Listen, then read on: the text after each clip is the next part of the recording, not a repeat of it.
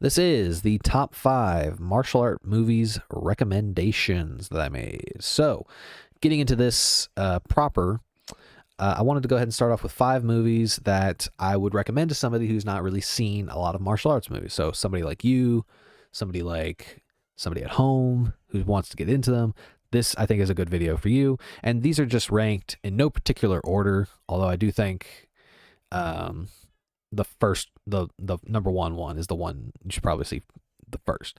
But since we're on Jackie Chan, I got Jackie Chan Legend of the Drunken Master, which is also known as Jackie Chan Drunken Master 2. It's actually a sequel to the first Drunken Master, but the sequel is much better. You don't have to see the first one to get this one.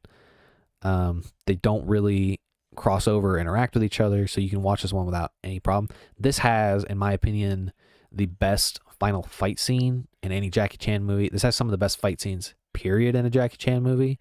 It's not very stunt heavy. For those of you that are really into stunts, this is more focused on the martial arts and the fight sequences. This has some of the best. Number 4 is going to be Enter the Dragon. This is a quintessential movie. This is Bruce Lee's biggest movie. I wouldn't necessarily say it's one of his best movies, but this is the biggest one. This is the most popular. This is the one that everybody pretty much knows. Enter the Dragon is the swan song for a lot of people. And it kind of opened up a lot of the tropes, like the tournament trope in some movies, like the whole like ancient tournament, fight to the death type stuff. And plus, I think if you're going to watch any martial arts movie, you have to watch a Bruce Lee movie. He's one of the progenitors of the genre.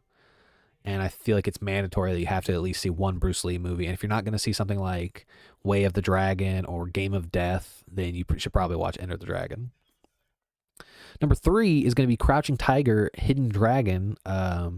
This one is one that I've only seen once, but it is a great movie. The choreography is beautiful. The movie is very artsy. And I think that's why I put it at number 3, is because it is a great movie that is much better put together than something like Enter the Dragon and Legend of the Drunken Master, which I think are not very plot relevant movies. They are, but the action sequences are where it's supposed to shine. And I think Enter the Dragon is more about the legacy of that movie than it is anything about the plot or the action. Crouching Tiger, Hidden Dragon is very plot centric and action centric, but it's also very artsy. And I think that can be a turnoff for some people with the wire work and whatnot, and some of the cinematography.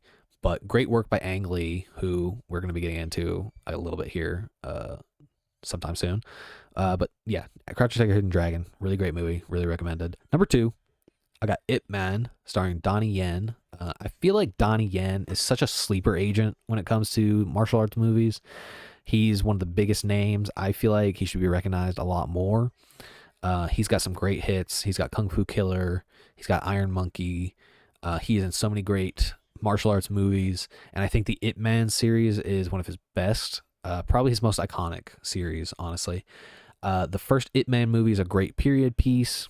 It is a great story related to Bruce Lee. It's about the story of the guy that supposedly trained Bruce Lee, Ip Man.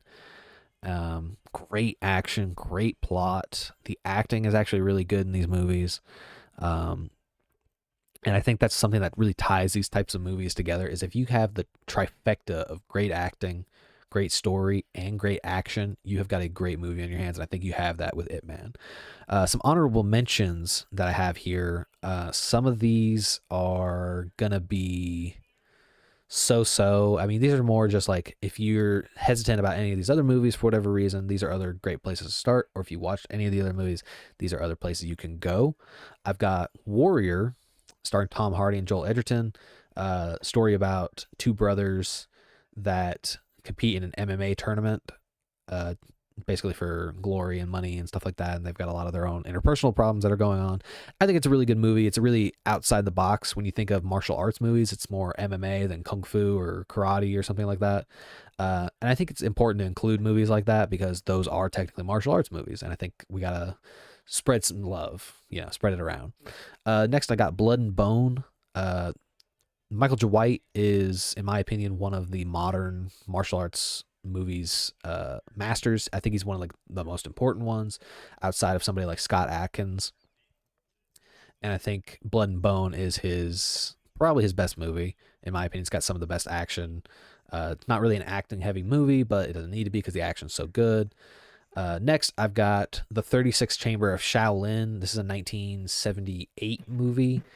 This just kind of goes back to the same era as Enter the Dragon, the 70s kung fu movies that are really important to the genre. They really inspired a lot of things like the Jackie Chan movies, the Wu-Tang Clan, just this like Renaissance era of movies that you think of when you think of something like 36 Chamber of Shaolin, you think of Enter the Dragon, you think of the Five Venoms, think about all these classic Chinese movies, the Shaw Brothers type movies or Golden Harvest type movies. Is like Golden Harvest is the one that did Enter the Dragon and Police Story, for example. So you've got a lot of these movie production companies that specialize in these types of movies, and I think those are good recommendations. My number one recommendation here is going to be Fist of Legend, starring Jet Li.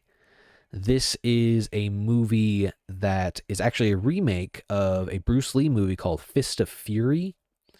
Follows a lot of the same plot beats, but it very much stands on its own due to Jet Li's incredible performance and his incredible. The choreography is the sharpest out of all these movies. The plot is actually a really good plot. It's a good period piece. There's so many good things about this movie. I could list them all. Great final fight scene, great middle fight scene, great opening fight scene. I mean, it's just got so many great fight scenes that I don't think it falters in any way. And that is going to be my list for the top 5 martial arts movies recommendations. And let me know what you guys think in the comments below.